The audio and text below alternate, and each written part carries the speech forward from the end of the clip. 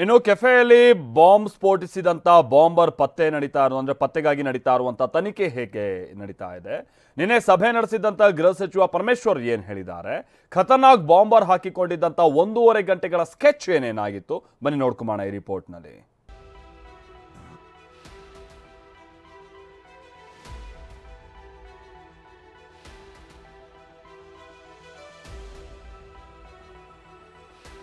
Rameswaram cafe bomber ಬೇಟೆಗಾಗಿ ಪೊಲೀಸರ ತಲಾಶ್. ಬಹಳ ಪ್ರಾಮುಖ್ಯವಾದಂತ ಕೆಲವು ಸಿಕ್ಕಿದೆ.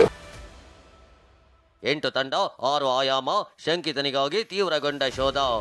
8 ತಂಡಗಳನ್ನ ಈಗಾಗಲೇ ರಚನೆ ಮಾಡಿ ಬೆಂಗಳೂರಿನ ರಾಮೇಶ್ವರಂ ಕೆಫೆಯಲ್ಲಿ ಬಾಂಬ್ ಇಟ್ಟು ಹೋದ ಶಂಕಿತ ಉಗ್ರನ ಬೇಟೆಗಾಗಿ ಪೊಲೀಸರ 8 ತಂಡ ತಲಾಶ್ ನಡೆಸುತ್ತಿದೆ. ತನಿಖೆ ಕುರಿತು ಮಹತ್ವದ ಸಭೆ ನಡೆಸಿದ ಗೃಹ ಸಚಿವ ಡಾಕ್ಟರ್ ಜಿ ಪರಮೇಶ್ವರ್ ಅಧಿಕಾರಿಗಳಿಂದ ತನಿಖೆ ಕುರಿತು ಮಾಹಿತಿ ಪಡೆದುಕೊಂಡಿದ್ದಾರೆ. ಸಭೆ ಬಳಿಕ ಮಾತನಾಡಿದ ಸಚಿವರು, ಆರೋಪಿ ಬಗ್ಗೆ ಕುರುಹು ಸಿಕ್ಕಿದೆ, ಶೀಘ್ರವೇ ಬಂಧನವಾಗಲಿದೆ ಅಂತ. ನಿಮ್ಮ ಉಬ್ಬಿದ ರಕ್ತನಾಳಗಳ ಸಮಸ್ಯೆಗೆ ಎವಿಸ್ ಆಸ್ಪತ್ರೆಯಲ್ಲಿ ಕೇವಲ 30 ನಿಮಿಷದ ಲೇಸರ್ ಚಿಕಿತ್ಸೆಯೊಂದಿಗೆ ಮುಕ್ತಿ ಹೊಂದಬಹುದು. ಹೆಚ್ಚಿನ ವಿವರಗಳಿಗಾಗಿ ಸಂಪರ್ಕಿಸಿ 8088837000. ವಿಶ್ವಾಸ ವ್ಯಕ್ತಪಡಿಸಿದ್ದಾರೆ. ಬಹಳ ಪ್ರಾಮುಖ್ಯವಾದಂತ ಕೆಲವು ಕುರುಹುಗಳು ಸಿಕ್ಕಿದ್ದಾವೆ.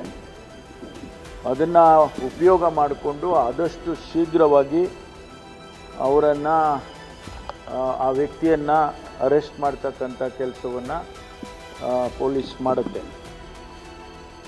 2-3 ಬಸ್ ಬದಲಿಸಿ ನೆರೆ ರಾಜ್ಯಕ್ಕೆ ಆರೋಪಿ ಪರಾರಿ. ಬೆಂಗಳೂರು ಪೊಲೀಸರು, ಸಿಸಿಬಿ, ಡಾಕ್ಟರ್ ಜಿ ಪರಮೇಶ್ವರ್ ಸೇರಿದಂತೆ ಇಡೀ ಗೃಹ ಇಲಾಖೆಯ ಆರೋಪಿಯನ್ನ ಆದಷ್ಟು ಬೇಗ ಬಂಧಿಸೋ ವಿಶ್ವಾಸದಲ್ಲಿದ್ದಾರೆ. ಯಾಕಂದ್ರೆ ಕೆಫೆಗೆ ಹೇಗೆ ಬಂದ, ಕೆಫೆಯಿಂದ ಹೇಗೆ ಹೋದ ಅನ್ನೋ ಪ್ರಾಥಮಿಕ ಮಾಹಿತಿಯನ್ನ ಕಲೆ ಹಾಕಲಾಗಿದೆ.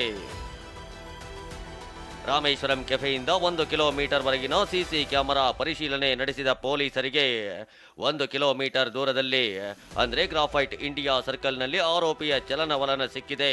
ಆದ್ರೆ ಗ್ರಾಫೈಟ್ ಸರ್ಕಲ್ಗೆ ಆರೋಪಿ ಬಂದಿದ್ದ ಹೇಗೆ, ಬಸ್ನಲ್ಲಿ ಬಂದ, ಯಾವ ವಾಹನದಲ್ಲಿ ಬಂದ, ಯಾರಾದ್ರೂ ಡ್ರಾಪ್ ಮಾಡಿದ್ರ ಅನ್ನೋ ಬಗ್ಗೆ ಮಾಹಿತಿ ಕಲೆ ಹಾಕ್ತಿದ್ದಾರೆ. ಏನೋ ಬಾಂಬ್ ಇಟ್ಟ ಬಳಿಕ ಬಂದ ದಾರಿಯಲ್ಲಿ ವಾಪಸ್ ಹೋಗದ ಆರೋಪಿ ಬದಲಾಗಿ ಮಾರ್ಥಹಳ್ಳಿ ವೈಟ್ ಫೀಲ್ಡ್ ಮುಖ್ಯ ರಸ್ತೆ ಕಡೆ ಹೋಗಿದ್ದಾನೆ.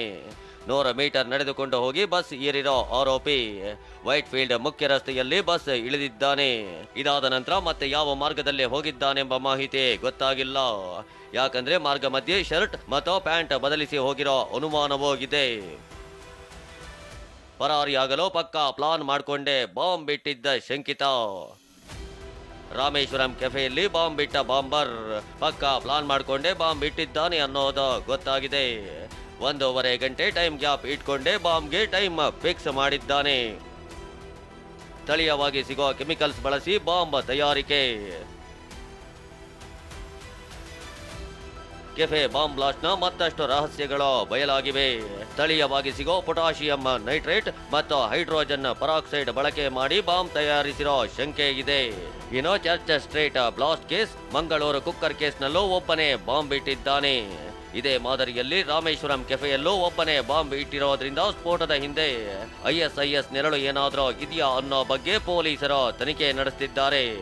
ಇದರ ಜೊತೆಗೆ ಕಳೆದ 2 ವರ್ಷಗಳಲ್ಲಿ 20ಕ್ಕೂ ಹೆಚ್ಚು ಬಾರಿ ಬೆದರಿಕೆ ಇಮೇಲ್ಗಳು ಬಂದಿವೆ. ಈ ಬೆದರಿಕೆ ಇಮೇಲ್ಗಳಿಗೂ ಬಾಂಬ್ ಇಟ್ಟವನಿಗೂ ಲಿಂಕ್ ಇದೆಯಾ ಅನ್ನೋ ಬಗ್ಗೆಯೂ ತನಿಖೆ ನಡೆಸಲಾಗುತ್ತಿದೆ. ಒಂದ್ ವೇಳೆ ಆರೋಪಿ ಪತ್ತೆಯಾಗದಿದ್ರೆ ರೇಖಾಚಿತ್ರ ಬಿಡುಗಡೆಗೂ ಪ್ಲಾನ್ ಮಾಡಿದ್ದಾರೆ. ರಾಜಪ್ಪ ಜೊತೆ ಜಗದೀಶ್, TV9 ಬೆಂಗಳೂರು.